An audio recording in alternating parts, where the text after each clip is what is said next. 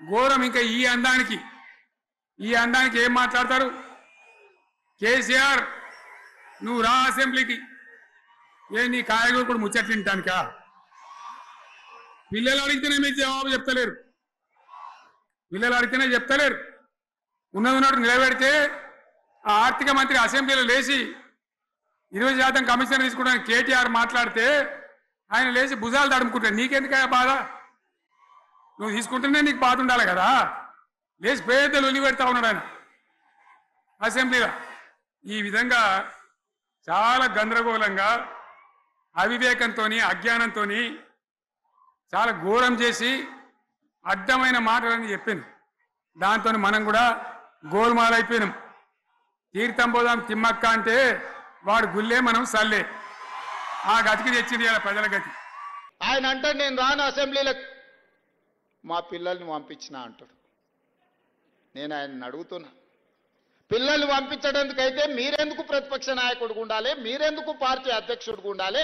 మీరెవరు సభకు రాని ప్రతిపక్ష నాయకుడు మమ్మల్ని ప్రశ్నించే నైతిక హక్కు మీకున్నదా? మీ నైతిక హక్కు లేనప్పుడు మీకు మమ్మల్ని ప్రశ్నించే అధికారం ఎవరిచ్చిండ్రు అని నేను అడుగుతున్నా. ఈరోజు నేను వారిని సూటిగా అడుగుతున్నా, అధికారం ఉంటేనే, ఆదాయం వస్తేనే మీరు పనిచేస్తారా? అడ్డగోలుగా కొల్లగొడితేనే మీ అధికారం ఉన్నట్లనా? మీకు ప్రజలు కష్టాలలో ఒకవేళ ఉంటే ప్రజల దగ్గరికి ఎందుకు వెళ్తలేరు? మా దగ్గరికి రాలే, అసెంబ్లీకి రాలేదు, మమ్మల్ని ప్రశ్నించడానికి, మా కళ్ళల్లో చూడడానికి నీకు ఏదైనా భయం ఉంటే మరి నిన్ను ప్రతిపక్ష హోదా ఇచ్చిన ప్రజల దగ్గరికి మీరు ఎందుకు వెళ్తలేరని నేను వారిని అడుగుతున్నా. ఫామ్ హౌస్లో పడుకొని మీరు ఏం సందేశాన్ని ఇవ్వదలుచుకున్నారు రాబోయే తరాలకని నేను అడుగుతున్నా. అధికారం ఉంటేనే చెలాయిస్తాం, లేకపోతే ఫామ్ హౌస్లోనే మేము ఉండిపోతాం, ప్రజలు ఎక్కడికి పోయినా సరే గాలికి వదిలేస్తామని సందేశాన్ని ఇవ్వదలుచుకున్నారా మీరు ప్రతిపక్ష నాయకుడుగా నేను అడుగుతున్నా. 10 సంవత్సరాలు నువ్వు ఫామ్ హౌస్లో ఉంటావు, ఆ తర్వాత శాశ్వతంగా అక్కడనే నీ చరిత్ర సమాధి అయిపోతుంది అని చెప్పి నేను స్పష్టంగా చెప్పదలుచు. తీర్థం పోదాం తిమ్మక్క అంటే వాడు గుల్లే, మనం సల్లే. ఆ గతికి తెచ్చింది ఇలా ప్రజల గతి. మరి మనం కూడా, ప్రజలు కూడా ఆలోచన చేయాలి. ఆవేశం కాదు. గాడిదలకు గడ్డేసి బలరకు పాల్పడితే వస్తాయా? మరి ఇప్పుడు ఏం చేయాలో ఆలోచించాలి. ఓ తమ్ముడు అన్నాడు హైదరాబాద్లో, ఆయన ఇల్లు కూడా కొడితే, కేసీఆర్ అన్నా యాడున్నావు, నువ్వు రావాలి, కత్తి వాంచేతలు పడితే యుద్ధం నన్ను చేయమని పడుతుంది. అంతేనా? ఇది కూడా విచారించాలి ప్రజలు. మీకు అర్థం కావాలని నేను చెప్తా ఉన్నా. అందుకే ఓడగొట్టుకున్న కాన్నే వెతుక్కోవాలి.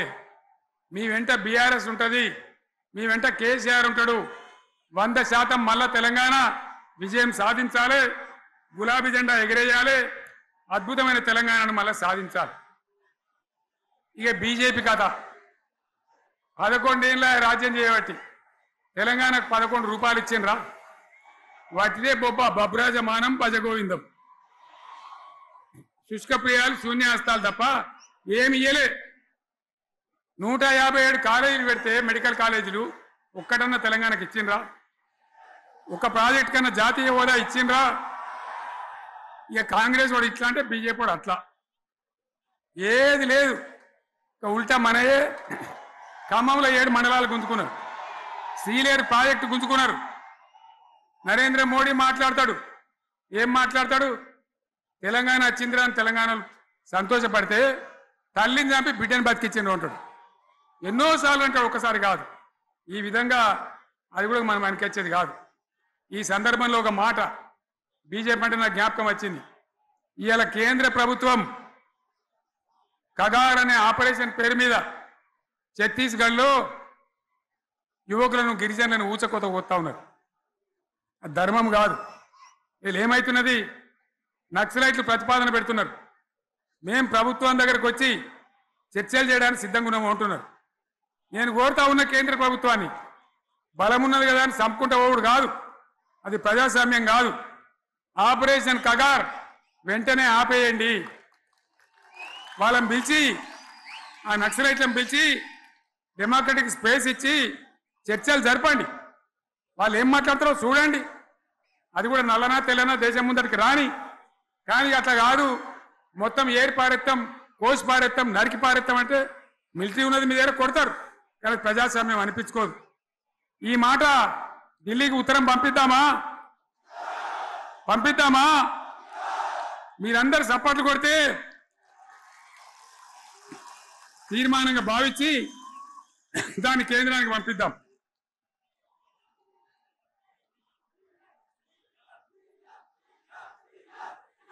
ఇక్కడ 30,000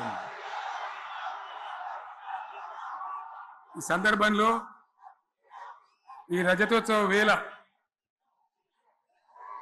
నేను మీ అందరికీ, ఇక్కడ ఉన్న వాళ్ళకు, సభలో లేని వాళ్లకు, టీవీలో నా మాటలు వినే వాళ్లకు, యావత్తు తెలంగాణ సమాజానికి బీఆర్ఎస్ గులాబీ జెండా రజతోత్సవ శుభాకాంక్షలు మరొకసారి తెలియజేస్తూ, మీరందరూ కూడా ధైర్యంగా ఉండండి.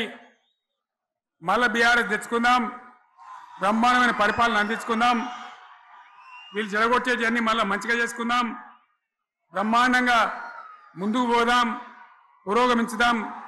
ఒక అద్భుతమైన తెలంగాణ, ప్రతి వ్యక్తి ముఖంలో చిరునవ్వులు చిందించే తెలంగాణ తయారు చేసుకుందామని చెప్పి మీ అందరికీ మనవి చేస్తూ, ఇంత పెద్ద ఎత్తున ఈ సభకు గవర్నమెంట్ వచ్చిన ఏడాది నరలోనే మీరు కదిలి వచ్చిందంటే మీరు కూడా ఒక నిర్ణయానికి వచ్చినట్టు కనబడుతూనే ఉంది. ఓట్లు ఎప్పుడు వస్తాయని చూస్తాను.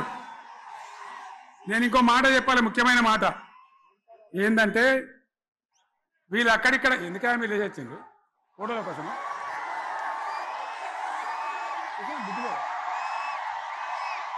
ఒక మాట చెప్పాలి, ఏంటి, ప్రభాకర్ రెడ్డి అని మా ఎమ్మెల్యే ఉన్నాడు, దుబ్బాక ఎమ్మెల్యే, ఆయనతో ఎవరో హైదరాబాద్లో మాట్లాడితే అన్న ఇంకా 3 ఏళ్ళు భరించాను ఈ గవర్నమెంట్ అని మాట్లాడింది. ఆయన మాట చెప్పిండు విలేకరులు, అలా చూసారా మా గవర్నమెంట్ పడగొడతారట. మేమెందుకు పడగొడతాం రా భయ్, మాకేమైనా కాల్చేరు గులగులో పెట్టినాయా? మేమా కిరికిరి పని చెయ్యం బిడ్డ, మీరే ఉండాలి. ఓట్లు తీసుకున్నారు, చక్కగా పని చేయకపోతే మీ ఈపులు ప్రజలే సాఫ్ చేస్తారు, అంతే కదా. మేము పడగొట్టాం, మీ గవర్నమెంట్ పడగొట్టాం. ఎందుకంటే మీ సంగతి ఏందో మా సంగతి ఏందో ప్రజలకు పూర్తిగా అర్థం కావాలి. గులాబీ సైనికులకు నాది ఒక్కటే మాట, మనం ఏనాడు మనం పుట్టిందే పదవులు త్యాగం చేసి, పుట్టిందే రాష్ట్ర సాధన కోసం, స్వార్థం కోసం మనం పనిచేయలే. మీ అందరి నాయకులను, కార్యకర్తలను నేను కోరేది ఒకటే, తెలంగాణ సమాజం అద్భుతంగా పురోగమించేదాకా మనం పనిచేస్తూనే ఉండాలి. గవర్నమెంట్లో ఉన్నా, ప్రతిపక్షంలో ఉన్నా ప్రజల పక్షాన ఉండాలి, ప్రజలకు అండగా ఉండాలి, ప్రజల సమస్యల మీద పోరాటం చేయాలి, వాళ్ళకు అండదండలుగా ఉంటూ పురోగమించాలి. అదే మన కర్తవ్యం. అందులోనే మనకు అన్ని పదవులు వస్తాయి, అది పెద్ద ఇష్యూ కాదు. ఎన్ని వేల మంది మనోళ్ళు ఎంత బ్రహ్మాండంగా ముందుకొచ్చారు. కాబట్టి మీరందరూ కూడా ఆ విధంగా రావాలి. లాస్ట్ మాట, ఈ సభ నిర్వహించినటువంటి మిత్రులు పోచంపల్లి శ్రీనివాసరెడ్డి గారికి, వినయ్ భాస్కర్ గారికి, పెద్ది సుదర్శన్ రెడ్డి గారికి, రవీంద్రరావు ఎమ్మెల్సీ గారికి, వారికి నేను ధన్యవాదాలు చెప్తా ఉన్నా. ఇక్కడ భూములు ఇచ్చి బ్రహ్మాండంగా ఆదరించిన ఈ ఎల్కతుర్తి చుట్టుపక్కల గ్రామాల ప్రజలకు కూడా, రైతులకు కూడా నేను ధన్యవాదాలు తెలియజేస్తా ఉన్నా. ఈ రజతోత్సవ శుభాకాంక్షలు మీ అందరికీ మరొకసారి తెలియజేస్తూ నేను మీరు సెలవు తీసుకుంటా ఉన్నా. జై తెలంగాణ, జై తెలంగాణ, జై తెలంగాణ. ధన్యవాదాలు. ఇక ఇప్పుడు లొలిపెట్టరా బాగా లొలిపెట్టారు.